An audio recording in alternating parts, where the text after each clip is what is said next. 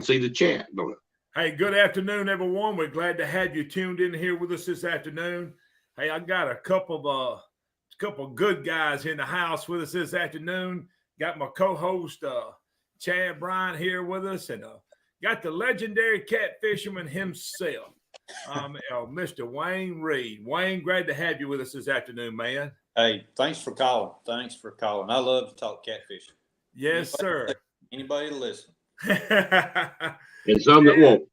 Yep. Chad, how you doing, man? I'm doing good, man. Doing good. How about you, Stacy? I am doing good. Nathan Tremble, good to have you in this afternoon. Good to see you. And Al St. Cyr, guys, as we get ready to come in, as people's coming into the chat, I want, if you would, to if you got a couple of your friends that you know about, just tag them there in your chat if you would. If you don't mind sharing it, do that. We got Mr. Wayne Reed. He is a seasoned catfisherman. Does a lot of fishing up here on the Tennessee River. Fishes a lot of tournaments. He's a tournament fisherman, and we're gonna see if we can try to get some information out of him this afternoon on some things he looks for and some things that he does. Mike Presley, good to have you in, man. Good talking to you the other afternoon. So we get ready to get started here. Chad, share a little bit. What you got on your mind, man? Well, man, the one thing I want to say, and I really want to get this out there. So when we first started tournament fishing, we were fishing a little local trail here. It was put on by Steve Dobbs, and it was a great bunch of guys. And that's where I got to meet Wayne Reed. And man, we were just kind of getting started in lake fishing and didn't know anything about lake fishing. We'd always been river fishermen and didn't have much of a boat and all this stuff. And I'm going to tell you right now, man, Wayne Reed was as good to us as you could ask any guy to be. Anything you needed to know, any questions you had, Wayne was sincere and honest and tried to help us get started. And I appreciate Wayne for that. Yeah. Yes, sir. Yes. It didn't take too many tournaments. We figured out that Chad does not know how to read a fuel hand. Hey, that old boat the carburetor was the screws was out of it, and it was running about 3 times as much fuel through that boat as it ought to be. Wayne pulled us in one night. That was a night tournament up on Upper Gunner or Upper Wheeling. Sure was. You know, one thing about Wayne, you made mention about that. Somebody asked me a while back about, the fuel gauges and stuff on boats. I said, whatever you do, just take this as a rule of thumb. Don't ever trust the fuel gauge on a boat. No. Never. Put it in there until it starts running out again. Yeah, exactly right. Hey, but Wayne, that boat that we got now has got a 47-gallon tank on it. So as long as we put some in there and fill it up before we go, we ought to be good, baby. Yep. As long as John don't get in that Verado 250 too much. Yeah. Hey, guy, we got Chris Sale in the house with us. Chris Sale is a state representative here in Alabama. Chris, good to have you tuned in with us. And thank you so much, man, for everything that you're helping us do and what you're doing for the catfishing industry.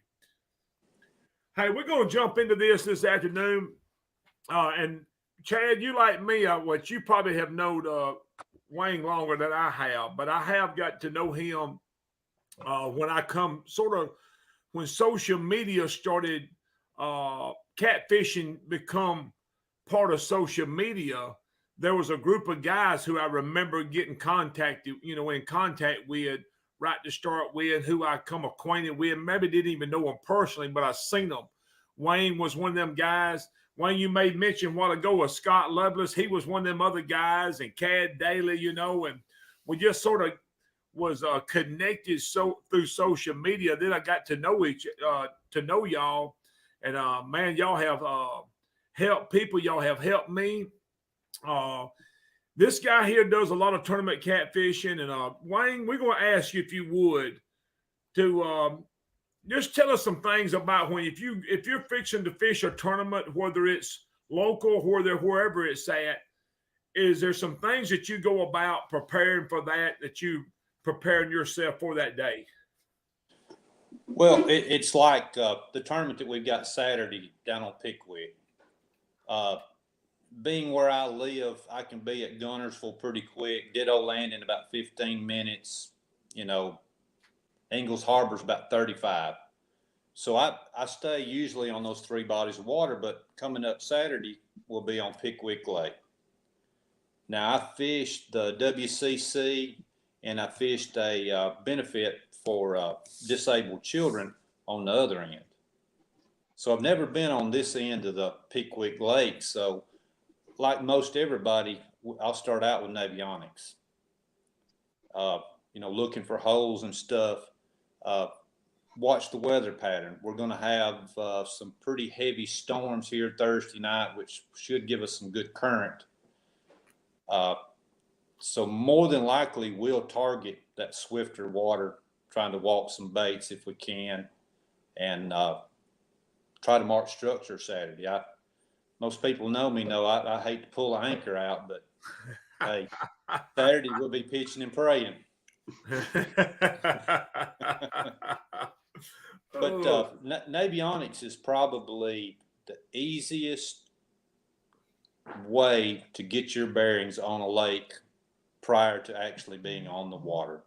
You can kind of get some ideas, some contour lines, and slow side of the river, fast side if you got a lot of current. And you can get somewhat of a pretty good plan together just by looking at that app before you get there. Yeah, yes, sir. Yeah. Hey, let me stop right here just 1 second, Wayne. And Chad May can help us on this. And everybody on here may know about this, but there is an app that you can get on your phone called Navionics. And the boating app. Share a little bit about that for a second.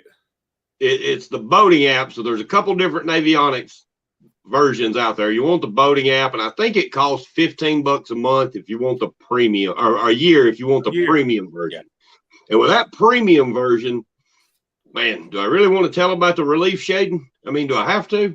No, you ain't got to tell them about that. They can So I already let it out, so I'm gonna let it on out. So if you go to overlays and you do relief shading, you can see every hump and hole and dip in that bottom of that river, or lake, or whatever it may be. And it is and you can see all the humps, and you have to think about it like a fish. So if you see a hump and you know they're going to be running a lot of current, and there's not a lot of humps out there, maybe you see a rock pile. Well, those fish will pile up behind that rock pile and use that as a current break. Yeah. Yeah. Or a hole, or you know, anything. That relief shading is a game changer. Yeah, it is. It's really, really good that you're able to sit at your house and to start to look and try to, even on a lake that you've never been on. Ain't that right, Wayne? That you sit here and you can start, if you know what you like to fish, know what kind of contours, and you can just ledges pick stuff out. Yeah, you can start picking it out on your phone before you ever get to that body of water. Yeah, it'll get you close. You know, you'll be able to find stuff and make a mental note of it. Like, I want to go look at this area here. You know, it's either got a lot of contours, a real defined ledge, but it'll get you within a ballpark. Yeah, it gets you in that area. And, you know, I go on mine, and when I'm sitting here at the house, and it's got where you can even mark. You can put a mark on that, just like you make a waypoint. You can do it on your phone. And so I will go through and mark 10, 15, 20 spots. And I'm like, when we get there, I put my phone out and sort of, if I can't remember it mentally, you know, I'm like, these are the spots we looked at. We fix to start hitting these and looking at these areas. So it does condense down a lot of time on you. It does. It really does. So the only thing is, it's not too accurate on the Mississippi River. No, nothing is. No. That dude changes. Yeah. Yeah. Yes, it does. I don't know. Have y'all been familiar? Have you got the new Humminbird VX? I looked at it. I know Vince posted that he had several of them, and I think Chris Sapp at Dry Creek. I think Chris has several, but I'm going to upgrade. I just haven't yet. I'm going to just share a little bit about that, because for the last several years, I have used the Lake Master, but all you had was you could put shallow, your shallow water, Just shade it. and you could pick out one more shade. So all you really had is shallow and that one shade. And so when you go to that VX, you can go with 5 different shades. So you're able to go through, and you can set that ever how you want to set it. So I went in and set the one I got now for the shallow water.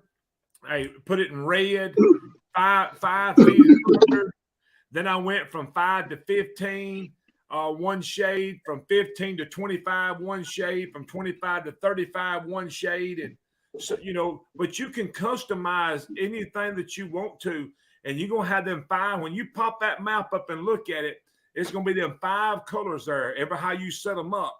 And so you automatically know that when you look at it, hey, I know what that purple means. That purple is 45 to 50 foot. So you automatically, and so you can, what I call come out and look at the whole thing, and you can say, well, there's them purple spots that I want to look at, and you can zoom back in and say, hey, this is where we're going to go to.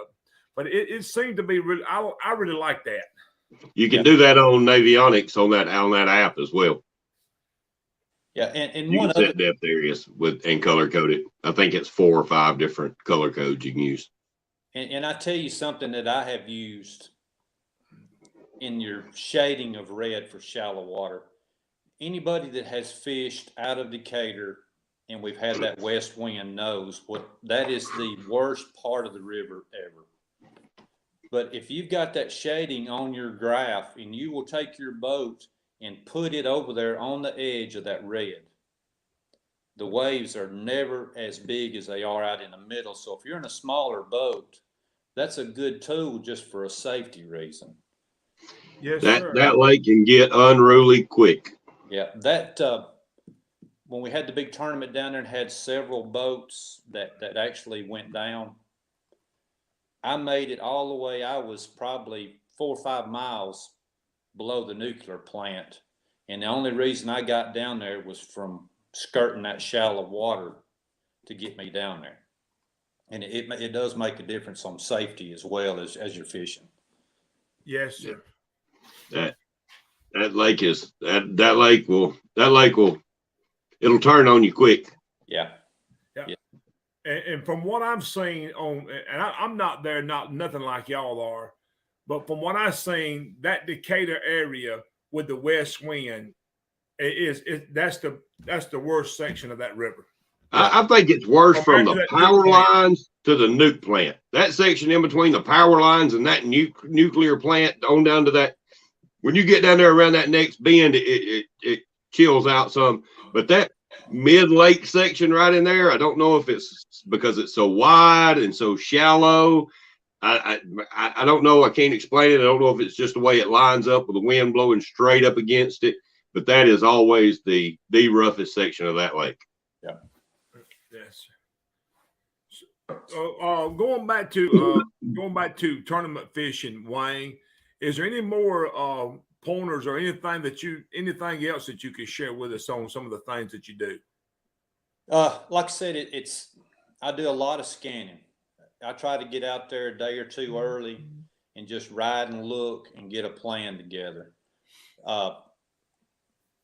I'll zip tie some baits. If I want to see if a fish is active, I'll zip tie some bait on, just see if I can get a pull.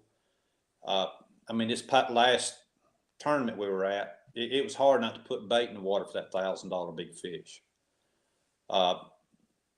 Unfortunately, I was chasing an elusive skipjack every day I was down there but one. Well, I didn't get a chance to fish. I fished 2 days hard and caught 3 skipjack. Yes. So I think a lot of people have the same issues, but I just try to cover a lot of water covered. That was one of the things, Wayne, that I noticed years ago just by seeing you. You do a lot of riding and scanning. Yeah. Do you use your side imaging? Do you use all of it? I'll have my screen is broke up into the mapping, downside, and 2D. Yes, sir. If I get to seeing some what I think are pretty decent fish, on your side imaging, I'll drop pins on them and come back and go over them to make sure I'm seeing what I think I'm seeing. But yeah, side imaging is a huge tool to be able to cover. I usually run mine between 100 and 150 feet out each side. Yes, sir. That's just the best. That just works the best for me. I think some guys may go further, but I really like it to be about 100, to be honest. And that's why I don't hardly ever go. I like it about 100. Yeah. Is there a certain? I might be asking too much. If I am, how you can say, "Hey, I ain't gonna answer this question," but is there a certain depth that you use your side imaging? I mean, if it was 50 foot deep, do you still use your side imaging, or you use something else more? When I get that deep, I tend to use my 2D old school stuff more than you think. And the reason I ask that, because that's what I do. I use, if I'm at 30 foot or less, I'll put my side scan on. Yeah. And I got a 15, so I can break it up into 3 parts on my screen now. And I've got the top part where the whole section at top is side imaging. Then I got my down imaging and that 2D sitting there, But when I get in that deeper water, that's 40, 50 foot deep, I just go to what I call the sonar, and looking for them big arches up under there. Yeah, exactly. And this weekend too, I kind of felt like, and it kind of stood true. A lot of the fish that we were catching were buried up in the mud. And the 2D with the white line is really the best way to tell that those fish are buried up in the mud like they were. Yes, sir. Yes, sir. When we started Saturday morning, I mean, within 10 minutes, we had a 38 in the boat. About 15 minutes later, we had a 32, and then a 12, and a 16. And those fish were all active. They were up off the bottom. But as the sun come up, naturally, that bite went away. And we moved up on some flats and caught some fish that were buried up in the mud, but they just didn't have any size to them. Yes, sir. So that is one thing about Wheeler down on the big end. If you'll watch what kind of current you have, it will eliminate a whole lot of water for you. Yes, sir. So, and you just, a lot of that you learn from just being on there, on the river a lot and talking to people. Yes, sir. Yes, sir. Wait, tell us a little bit about your setup, because I know you, and I know you use a little bit of a unique setup as far as your dragon rig goes. So kind of walk everybody through that and kind of how you rig up and that kind of stuff. Now, at this point, I've got about every kind of rod you can think of in my boat. I don't have a particular rod. I've got several B&Ms, TWCs. I've got an orange Hellcat that I like, and I've got one of the new Sick Outdoors. I've got one of their rods that I've been playing with. My reels, Abu Garcia, the 7000s. Jared Tempest has worked those for me. They're bulletproof as far as I'm concerned. Planer boards, I use the clear board. I like the fact that my board pops loose when the fish hits. Just my preference. All the boards are good. That's just what works for me, and I've got confidence in. But what Chad's getting around to, 95% of the time, my dragon weight's a 3-ounce bank sinker. Now I've got dragon weights. I've got all the different dragon weights. I've got bobby weights and reel 'em up weights and some of the Dirty South weights, and then I make some myself out of paracord with double-aught buckshot shells in them. But it's simple. Now, if there's a lot of structure, I'll swap over to one of those other ones because you're not going to get through there with a bank sinker. But if I lose a bank sinker, I've lost 15 cents versus $1. Oh, And when you fish as hey, much as we do, it gets to hurting when you start losing them expensive dragging weights. it makes a difference, don't it? It does. And as far as my hooks and stuff, I use the Gamakatsu Big Game, Big Cat 10-aught circle octopus hook. Been using them for several years, and knock on wood, haven't had a failure. Hadn't broke a hook, hadn't straightened a hook. Now I do put some more offset in them. When I'm making my leaders up in my shop, I got my vise set up, I stick the hook in there, and I put some offset to it. But you know, we've kind of talked about this before. If the guy next to you is catching fish and I'm not, I'm fixing to have what he's got. Yes, sir. And on the Mississippi River, I was missing fish, and Cedric's steadily putting them in the boat. And after that point, you get tired of netting fish for somebody else. You know, so I'm watching Cedric Nathan, and they're catching fish, and I'm not. Well, Cedric uses a little 7-aught Diachi hook. And for some reason, man, I swapped over to that hook on the Mississippi River, and I was catching the same kind of fish they were catching.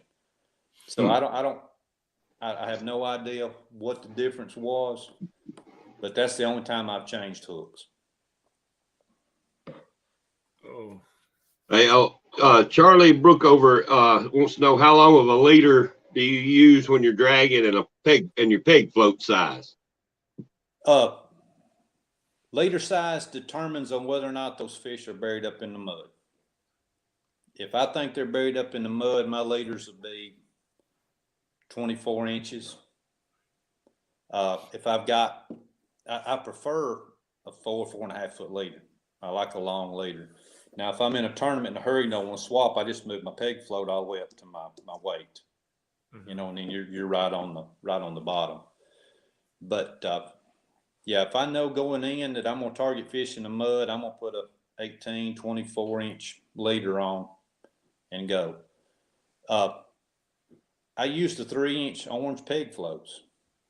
You know, I've got the oval ones. I bought 100 and something of them the other day, and I don't know. If you're going to use real big baits, they work real good, but I still just like my little orange peg floats, 3-inch pegs.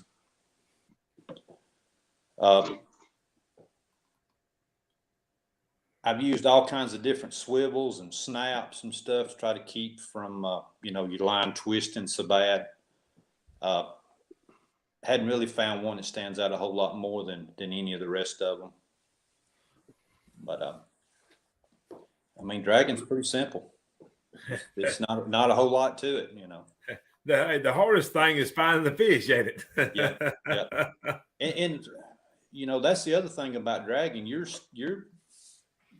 got such a wide spot behind your boat that you're dragging bait through. It's kind of like dragging a seine net through there. If there's some active fish, you're gonna get one. Yes, sir. Wayne, I don't know. I remember one night me and John Hoagland fished, and I reckon we drug baits over monsters for about 8 hours that night, and we never did get one of them fish to go. Yeah. That was the most frustrating thing I've seen in a long time. It is. It is, but it happens. Sometimes they're not hungry, or you're not presenting, you know, what they want. Yeah. Aaron Churchwell said you don't own an anchor or sinkers. Yes, I do. I got 2 anchors in my boat. But that is something that I fall short on. I've got to get better at targeting fish, pulling up there and either spot locking, pitching an anchor, and setting on him. So if the dragon bite's not on, y'all are probably going to send me home. My feelings hurt. Hang on. I was fixing to ask something. I went off and forgot it. What else you got there, Chad? Somebody said you can find them sometimes and they still won't eat. I know what I was going to ask. When y'all was up there fishing, and say you, when you and Chad was up there talking about being on the fish. Yeah. Is there, when you see that, and is there a certain time that you stick with that, or as you say, hey, we're gonna go broke? But we think we're laying everything down right here and taking our chances for the next 8 hours if we was in a tournament, because it's like, hey, if they do bite, it ain't gonna take us but a minute to catch these 3 fish. Is there a time with you, or what do you do there, Wayne? I'm going to burn down right there. If I know them big fish are there, I'm working them for 8 hours because really you only need 2 bites. Yeah. And Stacy, I mean, when I say we were marking fish, Wayne, what caliber of fish you think there? I mean, how many over 50 do you think we marked that night in that section of river? Mm-hmm. It was a bunch. It was unprecedented the amount of big fish that were laying in there. Yes, sir. Yeah. And I agree with you, like Wayne. If you fish in a tournament or fishing anything, if you're looking for these fish, you ain't really got to have but 2 big bites. And my mindset would be they're gonna bite within this 8 hours sometime or another, you know. And if they don't, well, just don't. But I think I really take my chances with that. I have wanted to pick up and leave. I think it was the Sea Arc tournament where we played 6 in it, me and Joey. And at one time I told Joey, I said, Joey, maybe we need to go somewhere else. And Joey said, this is the game plan. Let's stick with it. Yep. And probably about 1:30, 2 o'clock, man, one buried it. And I'm like, I'm glad we stayed here, you know, and we just stayed with that same thing just all day. And it was a lot of minutes that rolled by. We didn't get a bite, but hey, when one went down, it was a good one, you know?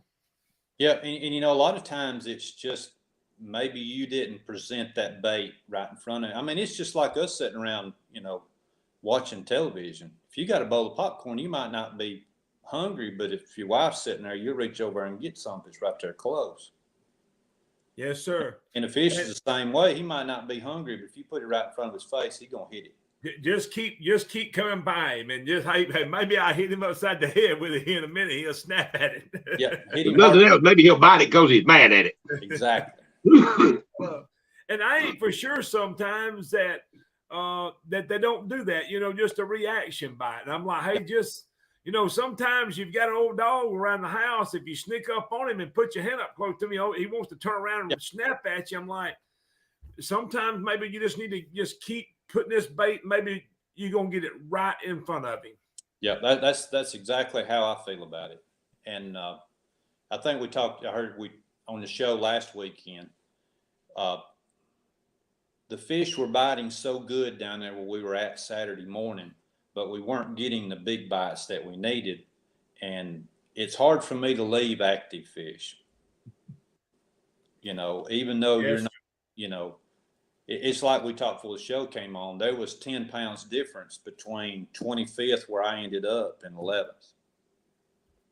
Yes. So our big fish was 38 pounds. Well, there was some 50-pound fish in there. So we didn't want to leave, and if we'd had a 50-pound fish, you know, that would have jumped us up to right at the top 10. Yes, sir. Yeah. And you know, in a tournament like that, that's usually my goal. I'd love to be in the top 10. Yes, sir. Because when you got 100 and something fishermen, like was it, you know, Winter Blues, and you hit a top 10, top 15, that's you done something. Hey, pretty good show. There ain't no doubt you done something. Yeah. Hey, and that's pretty tough to do. It is. It's pretty tough. With that many fishermen, and these is some of the best that's around. Yeah. Hey, if you getting the money, you done pretty good. Yeah, and you know those fish they've been thumped on pretty hard for several days. They hadn't they? Yeah, they've been thumped on. Wait, Aaron Churchwell said something here, Stacy, that I know you and I have talked about at least a dozen times. He said, it's best to be able to be proficient at all styles of fishing. There's a place and a time to do all of them. And now, how many times have you and I talked about, you know, if you know how to bump baits and you know how to anchor fish and you know how to drag baits, there's not much water you can't fish. Yep. No, I agree with you. And one of the things that we've talked about it, if you're tournament fishing, especially if you're not just tournament fishing on one certain body of water, but you allow it to be anywhere, you probably need to know how to fish. Just like Wayne said, hey, the water conditions may be raining, floodgates may be open. You got to be able to adapt to that. Hey, we got to catch fish when it's like this too, if you're going to fish a tournament. The first time I ever fished with Churchwell, we fished the first Bama Blues, I believe it was. And we started out dragging baits, and we drug baits for half the day. And we had caught one fish. And we moved over and marked some fish and finally just threw the anchor out.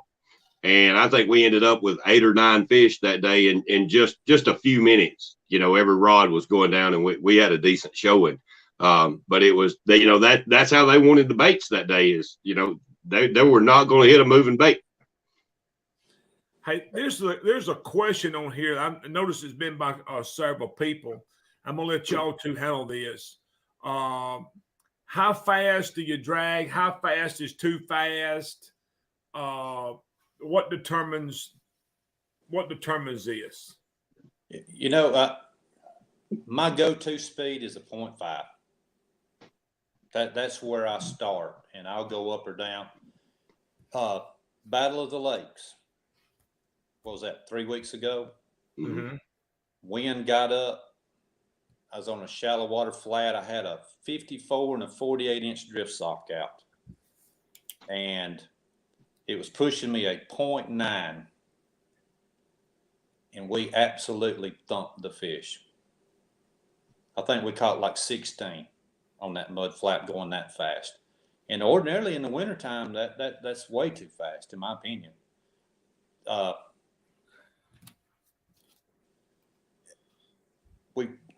One of the techniques and we've talked about this before, is at a 0.5, if you're not getting bites, you can always take your boat and kind of do an S configuration with it. And what that does, it speeds that outside board up and it slows the inside board down. And if you do that and you do get a bite or two, and if it's on the inside, well, you need to take that 0.5 down to a 0.4.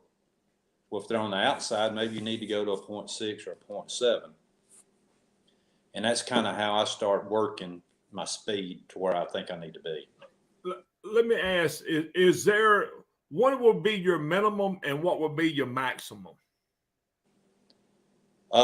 Just a ballpark rule of thumb. 0.3 would be the slowest. And in the summertime, I've caught fish at a 1.3. I got you.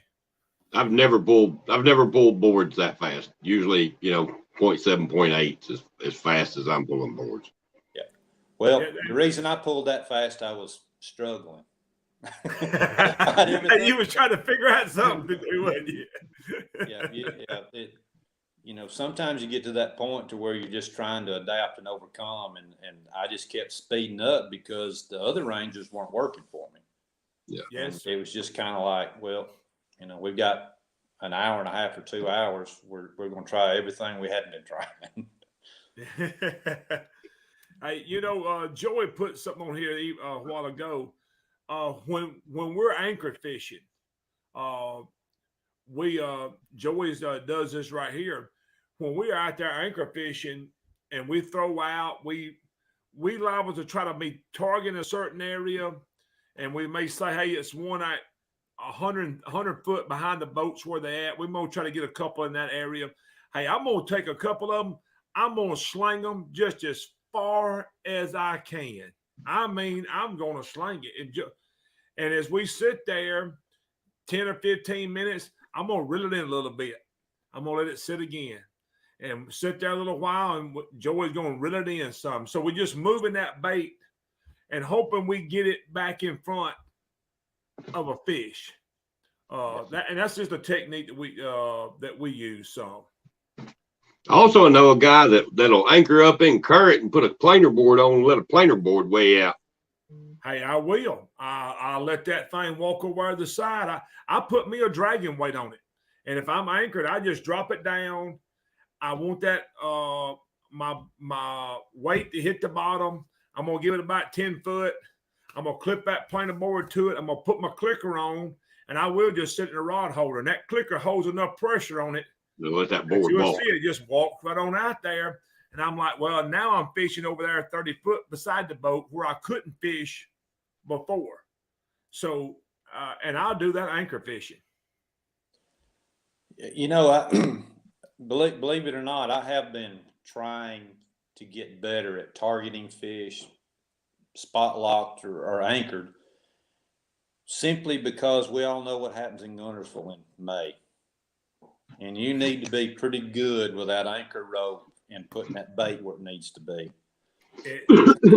Hey, Stacy, I knew I was doing something when Wayne Reed called me one day after we had a trip up there, and he said, "Hey, what are you doing tomorrow?" I said, "Nothing." Why? He said, "You don't go up to Guntersville and go flathead fishing?" Hey, that's something else now. Hey, But it is, ain't it? you know, and everybody else may know this, and I may have just not been thinking about it. But I would pull up, or I'd go through and scan, and I'd drop a waypoint on a log jam, the big tree or something. Well, then I would get up above it, pitch my anchor out, and come back, and then I would take and measure from the boat back to the log pile. Well, something that I wasn't taking into consideration. The water depth. Well, no, my boat's 24 foot long, so it's 15 foot from where my graph is at to the back of the boat. You need to make that 15-foot adjustment, and forever, more than likely, 9 times out of 10, I was throwing over that pile. Yes, But I wasn't making that because I was used to having the pup back there on the back. And that would be where I would be taking my reading from. Well, on this new Solix, it's right there at my steering wheel where I got it mounted. That's kind of been a game changer. So I do it a little bit different. I'm still a little old school, and Wayne, I think you've been with me and John and see us do this. As we're riding by and we start marking structure, if we mark a log jam that we want to fish, I just look over there on the bank and find me a landmark, and I'll say, that's where I want my baits, is right there by that little cedar tree that's on that bank over there. Yeah. And it just gives you something so you know where you need to put that bait. Yeah. Well, and one of the things, and I don't have it on my boat as of now, but it is the next thing that I'm going to do. And that is the Humminbird 360 transducer. Have you seen one of them? So the 360 just makes a circle around your boat. Mm-hmm. And what I've seen, what I wanted one for is when I'm anchor fishing, this 360 is just doing this the whole time. So when I'm anchored, if it's within that distance of this transducer, I pick it up. That once I anchor down, it has rings that go out around as it goes out. So I'm anchored, I can look back and I can say, well, that top that I'm fishing, I can see it on my unit, that it's off to the left of my boat at 130 foot. I know exactly right where it's at. It's not no guesswork no more. I'm looking at it as my boat is sitting there anchored and able to get that bait right in that specific spot. Now, I know that may be a little bit picky for some folks, but I'm like, that's what I want next on my boat.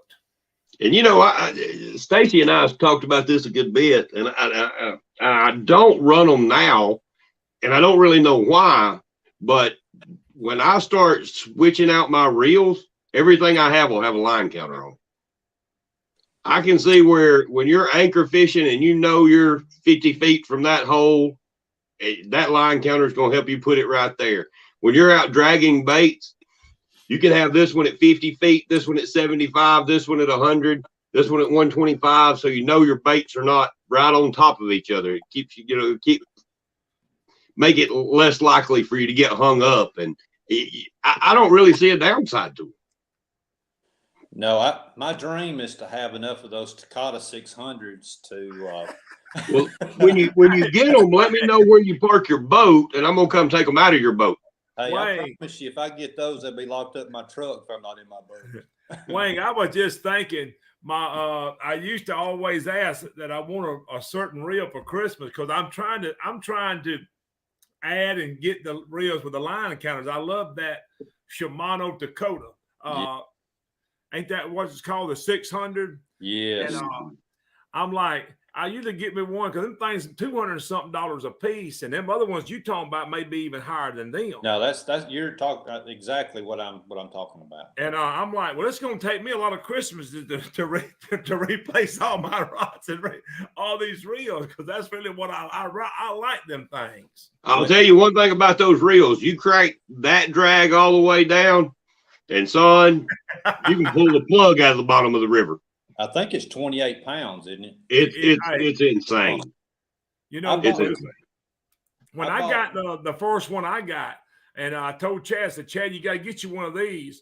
I said, I'm going to go ahead and tell you, you need to make sure you check that drag when you throw it out, because if it's locked down, there's a chance he's going to break the line, because that thing will stop it.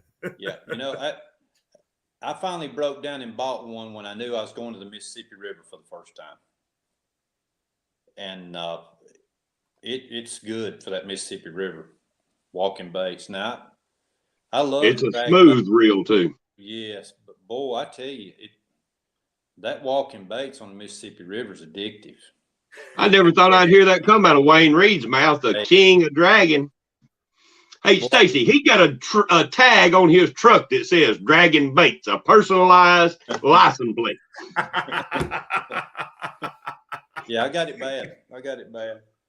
But yeah, there's nothing like going down through there walking that bait, and all of a sudden it starts slowing down, and you know you're walking up a mud bank, and you start getting excited because you know it's fixing to go down the backside. Yeah, it is. It's something to that, ain't it? Yes, that's. There's no feeling like holding onto that rod, feeding that bait to that fish, and him just absolutely blistering it. No, when we fished the MRM this past year, and we caught a bunch of fish, but it just wasn't the right fish. So we made a run up river about 15 miles to some wood, and we're floating down through there, and Cedric turned around and he looked at his graph and he says, "Boy, if we can get her to bite, it'll be a game changer." And she did. It was 58 pounds. Well, Nathan's helping him net the fish. And it's hard to believe, but I felt that fish. He picked it up, he mashed it, he spit it out, he grabbed it again, and I felt him mouth it before the hook set. And to be disciplined enough not to try to jerk it and cross his eyes is hard to do.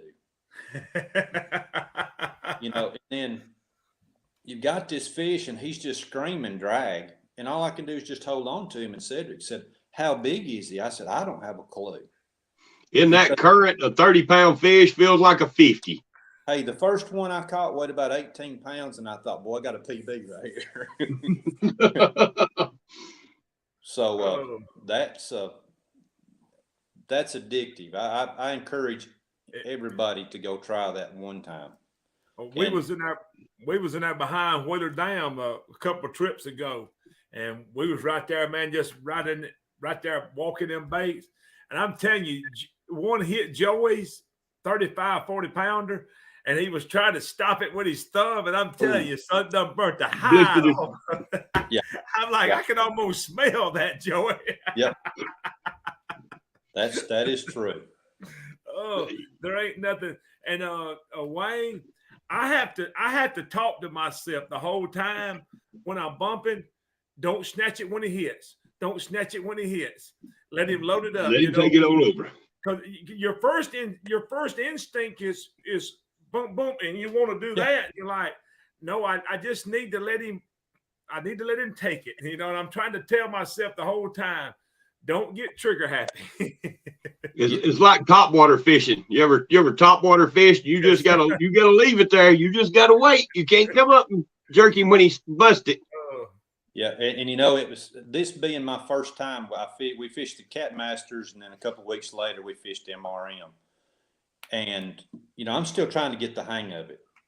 So I'm standing up on the corner of the boat, and I'm just kind of counting. Got my eyes closed, in touch with the rod, just feeling it bump, bump, bump. And I'm having to use, a little bit heavier weight to get that feel and stuff. And Cedric and Nathan, they're back there laughing and talking, and they're just sending that bait down that river. I turned around and looked once, and Cedric was eating Cheez-Its and looking at the graph, and he's just like this. And if I take my eyes off of it, I'd lose the bottom, have to start all over. I know exactly what you mean. I'm having to try to remote control, try to keep them. And I'm up here hate to turn around and look because I'm focused so much on what I'm trying to do. That is one thing I've got is if we lake fish, we fish out of my boat. But when we river fish, we fish out of Cedric's boat. So that way I don't have to fool with nothing but just stay in time. That does make it better. Hey, you'll have people that'll ask you about, well, tell me how you bump baits. And you can give them the theory and you can give them the ideas, but it is 100% absolutely non-negotiably just feel. You just got to feel it. Yeah. The first time that I did it, Cedric was in my boat and we were fishing a king cat out of Ditto Landing. And we went up and got behind Gunnersville Dam, and he said, here's where you learn how to bump. He said, if you can walk bait right here, Mississippi River will be a piece of cake. Mm-hmm. So that's kind of where we started. But hey, it's a little frustrating to begin with. Yeah, it is. Hey, Wayne, we got Bob in the house here with us this afternoon. Hey, Bob. King Cat director, the owner of King Cat. I know you fish this series, ain't that right? It is. Cedric and I have already sat down, and we've got 5 or 6 different events. I'll be honest, I had lost all faith in Cabela's King Cat, and they were at Pickwick, and went ahead and fished it. And Bob got up and talked to us, told us his direction, where he wanted to see it go. And I thought, this sounds good. So we fished another one, and I like the direction that it's headed. I think Bob has been able to take some of the negativity off of it. And yes, I'm excited. I'm really excited for the direction that King Cat's going. Yeah. Bob seemed to be doing a great job. He sure does. Hey, I like what Mark put on here. First one I got bumping rod handle hit me in the mouth. I wasn't ready for the bite. I'm telling you. Yep. I can see that happening. I'll tell you another thing those fish will do, and it's never happened to me, but it's happened to John a lot. When he bumps bait and walks baits down through there, all of a sudden he'll just get slack in his line. Yeah. It will absolutely just go completely slack. And he's like, okay, there he is, and just start cranking on him. And I guess that fish just comes up and grabs that bait and just doesn't move. And as your boat's moving, you get slack in that line. And if you're ever bumping baits and get slack in your line, just start reeling. Yep. Really fast. Really. You keep talking and we're going to have to make a trip up. Hey, I'm ready. You just say when, boss. Oh. Chad, what else we got, man? We be getting ready to close it down here this afternoon. Man, it's just a lot of people just no really questions. I think we've answered everybody's questions. Good deal. You just got to get out there and fish, guys. Just get out there and fish and have a good time on the water. Just get out there and have a good time. And if you start getting discouraged, just remember we're doing it for fun. Take a deep breath. That's one thing. Everybody, well, I know your secret spot. Well, that secret spot probably ain't no secret. And there's going to be times there's going to be fish there, and there's going to be times there's not. You got to figure out why those fish are there, when they're there. Then you can go find something else that's like that, and then there's no secret spots. Yeah. How many times have you been going down the river and one of your waypoints come up and you glance over and there's a boat sitting right on that waypoint? Oh yeah. There's no secret. There's no secrets anymore. There is no secret spots. I'm gonna share this one thought. Because I've heard guys talk about, hey, we going down the river. We seen this. So and so is in my spot. Honest Ray, he know that spot because he's seen me there. No, he done sit at the house. He done looked at this graph, and he was looking for the same thing you was looking for. And that's how he showed up at that same spot right there. That's how when you go on a lake, you're going to pull down there, there's going to be somebody already there. It may be your first time on the lake, and when you go down there, there's 3 other people sitting around it. They all looking at the same graph. They're all looking for the same thing, that contour, that structure, them holes that you was looking for. Yeah. Unless I'm fishing and I see SmackDown or Wayne Reed out there, and then I reach up there and hit a waypoint on our fish finder. I think the next time I see Chad and John out there, I'm just going to ride circles around them. I'm going to stay 50 yards away and just ride circles around them. Oh, hey, Kevin Breedlove's in the house with us this afternoon. Wayne, give a shout out. Tell a little bit about Kevin Breedlove and what they do, man, before we get off of here. Hey, I'm going to tell you, the Breedlove brothers are 2 of the most amazing, giving guys I've ever been around. The Patriot catfishing events where we take the veterans out,